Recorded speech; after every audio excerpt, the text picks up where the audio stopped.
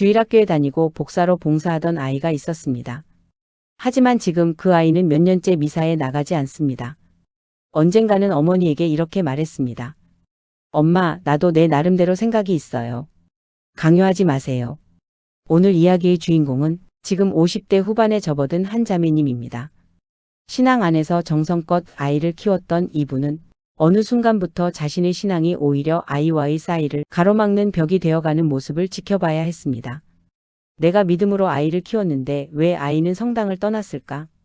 그 질문 앞에서 자매님이 얼마나 오래 흔들렸는지, 그리고 그 끝에서 무엇을 깨달았는지를 따라가 보겠습니다.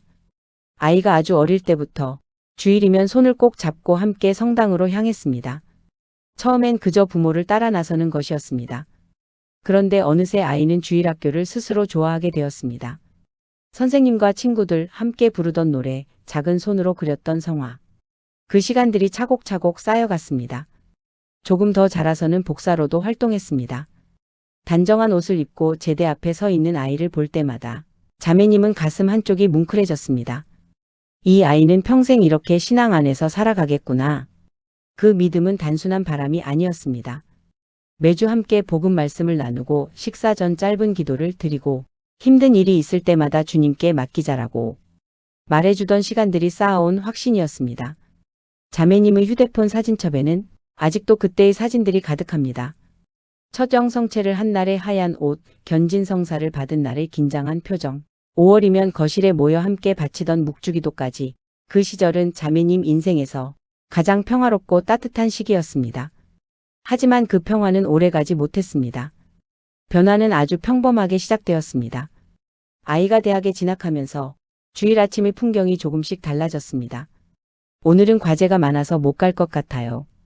자매님은 크게 걱정하지 않았습니다. 누구나 한 번쯤 바쁜 시기가 있는 법이니까요. 그런데 그런 주일이 한 번, 두 번 점점 잦아졌습니다. 시험, 동아리, 약속, 아르바이트. 아이의 일상은 점점 더 많은 것들로 채워졌고 그 틈에서 미사는 조금씩 뒤로 밀려났습니다. 지금은 바쁠 때니까. 시간이 지나면 다시 돌아오겠지. 하지만 한 학기가 지나고 또 한 학기가 지나도 달라지지 않았습니다. 미사에 가지 않는 주일은 더 이상 특별한 일이 아니었습니다. 남편은 비교적 담담했습니다. 요즘 애들 다 그렇지. 너무 신경 쓰지 마. 위로가 되긴 했지만 자매님의 마음을 다 풀어주지는 못했습니다. 신앙은 자매님에게 단순한 습관이 아니라 아이와 함께 살아온 삶의 방식 그 자체였기 때문입니다. 부활절과 성탄, 온 가족이 함께 미사에 가던 그 큰 축일에도 어느새 자매님 혼자 혹은 남편과 둘이서만 미사에 참례하는 날이 늘어갔습니다. 자매님은 그제야 이것이 그저 잠시 쉬어가는 시기가 아니라는 걸 느끼기 시작했습니다. 시간이 흐르면서 아이는 자연스럽게 냉담자가 되어 있었습니다. 누가 정해서 그렇게 된 게 아니었습니다.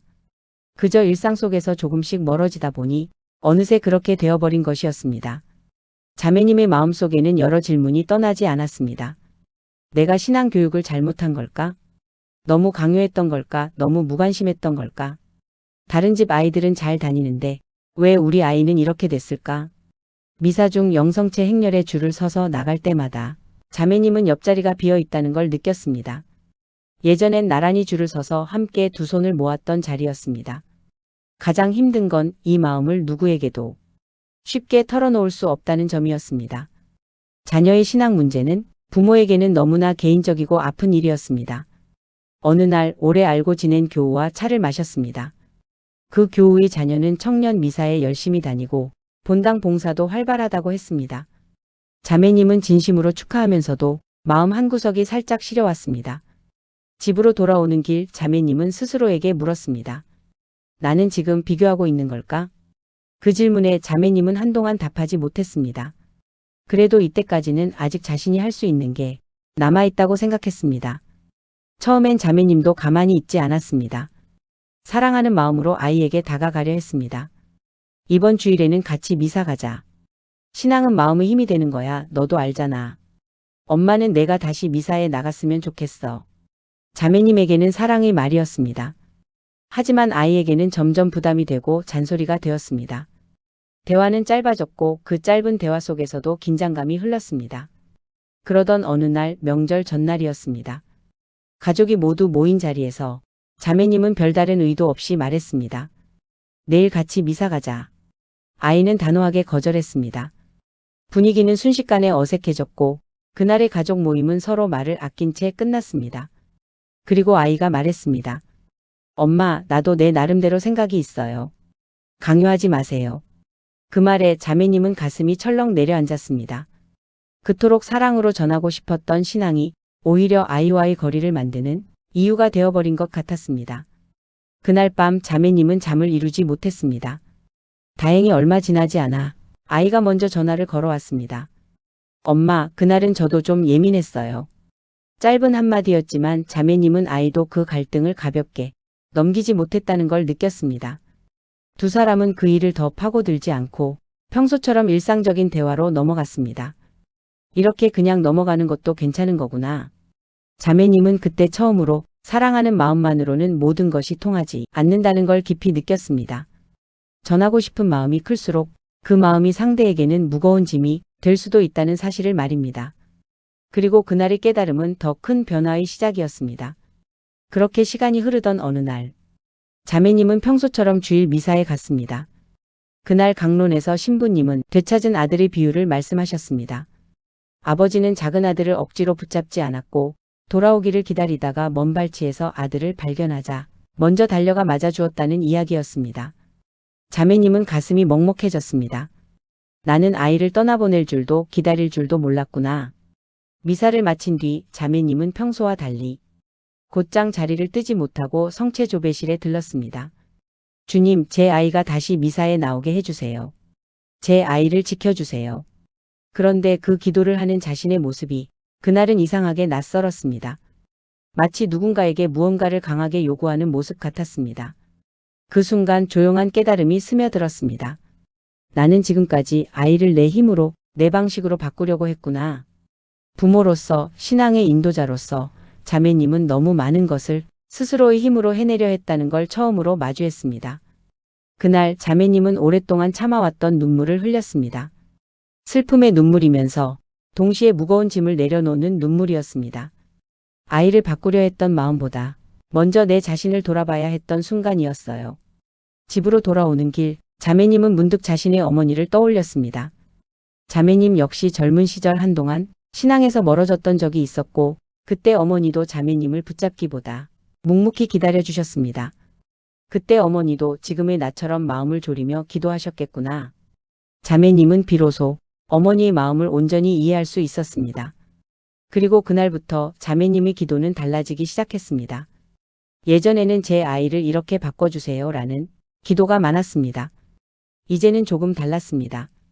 주님, 제 아이를 당신께 맡깁니다.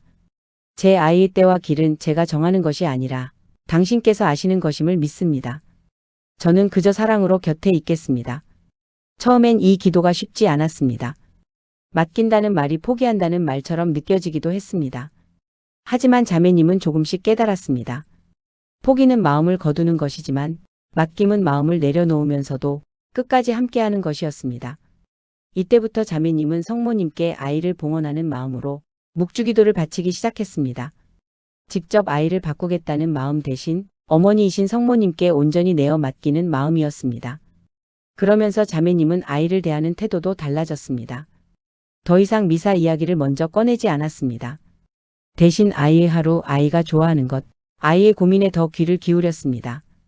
신기하게도 그렇게 거리를 두자 오히려 아이와의 대화는 더 편해졌습니다. 어느 주말 아이가 먼저 말을 꺼냈습니다. 엄마, 요즘 일이 좀 힘들어서요. 예전이었다면 자매님은 그 틈에 기도하면서 마음을 다잡아야지라고 덧붙였을 겁니다. 하지만 그날은 그저 한마디만 했습니다. 많이 힘들었겠다. 고생했어. 통화를 끝낸 뒤에야 아이가 평소보다 더 오래, 더 편하게 이야기했다는 걸 자매님은 깨달았습니다. 신앙이라는 말은 한마디도 나오지 않았지만 그 통화는 오히려 더 깊은 위로로 남았습니다. 기다림도 사랑이라는 걸 그때서야 배운 것 같아요. 그해 어버이날 자매님은 아이로부터 짧은 문자 한 통을 받았습니다. 엄마, 늘 감사해요. 건강하세요. 신앙과는 상관없는 평범한 인사였지만 자매님은 그 문자를 한참 들여다보았습니다.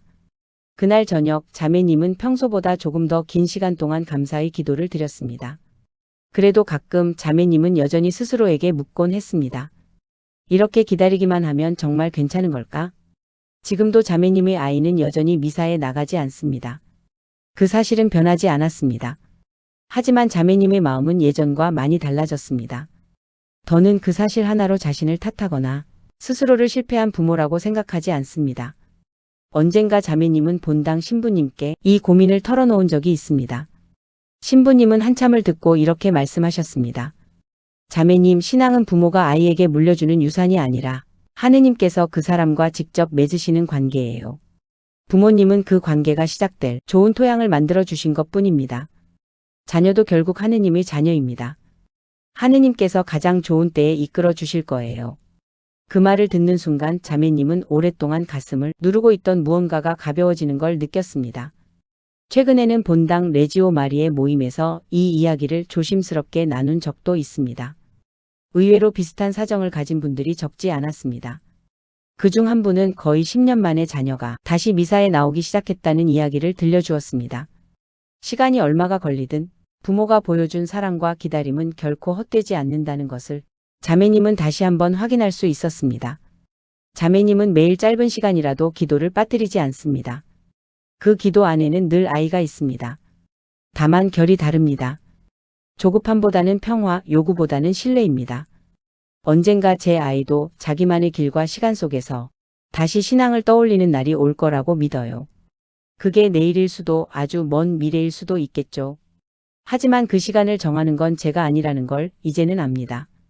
오늘도 자매님은 조용히 성당 한편에 앉아 아이를 위한 기도를 이어갑니다. 그 기도는 더 이상 무겁지 않습니다. 오히려 그 안에서 자매님은 평화를 느낍니다. 자녀가 지금 신앙에서 멀어져 있다고 해서 우리가 쌓아온 시간들이 사라지는 건 아니에요. 그 시간들은 분명히 아이 마음 어딘가에 남아 있을 거예요. 우리는 그저 사랑으로 곁에 있어주면 되는 것 같아요. 오늘의 내용은 여기까지입니다. 구독과 좋아요 한 번씩 눌러주시면 앞으로 더 좋은 영상 만드는 데 큰 힘이 됩니다. 시청해 주셔서 감사합니다.